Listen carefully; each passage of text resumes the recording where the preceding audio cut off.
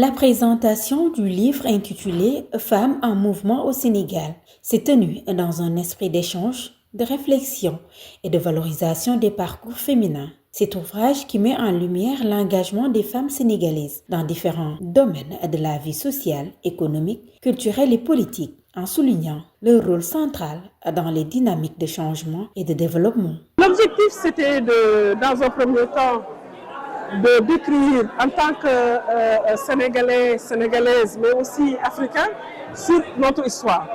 Donc, s'approprier notre histoire en tant qu'Africains et Sénégalais, mais aussi rendre visible l'histoire des femmes, qui ne sont pas du tout visibles donc au Sénégal. Donc, c'est ce qui nous a motivés, de concert avec une figure de proue, qui est Marie-Angélique Savané, première femme, des premières femmes féministes au Sénégal, militante.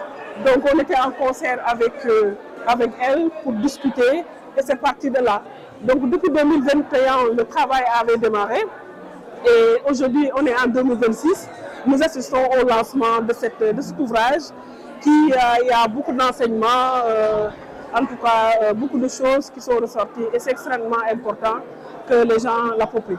Ces pages retracent un siècle de résistance féminine, soldée par la transmission des savoirs et des expériences, chose essentielle pour renforcer les luttes féminines, conserver les acquis et affronter les difficultés. En fait, l'idée, c'est à la fois une analyse historique, sociologique, mais aussi politique qu'on a pu faire, partant de la société traditionnelle, pour revaloriser la place des femmes dans cette société-là.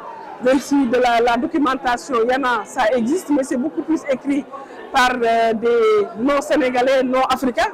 Donc nous, en tant que Sénégalais, on a pu montrer, valoriser la place de la femme dans cette société-là, en mettant en exergue le système matrilinéaire qui donnait une place enviable aux femmes à l'époque. Et dans la société coloniale aussi, la place de la femme au niveau politique, mais aussi au niveau social, le rôle que les femmes ont pu jouer dans cette société coloniale-là. Et après les indépendances, on a également pu valoriser des mouvements comme l'Union nationale des femmes sénégalaises, qui ont été là durant l'indépendance, pour demander l'indépendance, mais aussi pour respecter les droits des femmes, mais qui n'ont pas été entendus, et d'autres mouvements, mouvements féminins, mais aussi féministes, qu'on a pu vraiment valoriser leurs acquis, ce qu'ils ont apporté à notre société. C'est important de montrer ce qu'ils ont apporté pour la jeune génération, pour qu'ils sachent que les luttes ne sont pas nées aujourd'hui, mais c'est des luttes anciennes. Et c'est important pour que les jeunes générations puissent savoir jusqu'en 2020.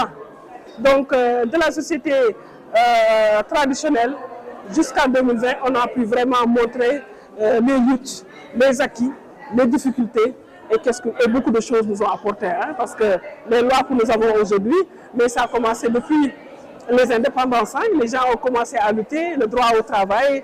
La question de la parité, ça a démarré depuis les années 80. On a pu vraiment le montrer. L'égalité des salaires, etc., etc. La question sur la santé de la reproduction. Donc il y a beaucoup de questions. Aujourd'hui, on a eu les lois grâce à ces luttes-là. Et c'était important de mettre un peu de lumière sur toutes ces luttes-là. Cette rencontre autour de la présentation du livre Femmes en mouvement au Sénégal a permis de mieux comprendre les enjeux liés à l'engagement féminin et de renforcer la conviction que la valorisation des parcours de femmes est un levier important pour une société plus juste et inclusive.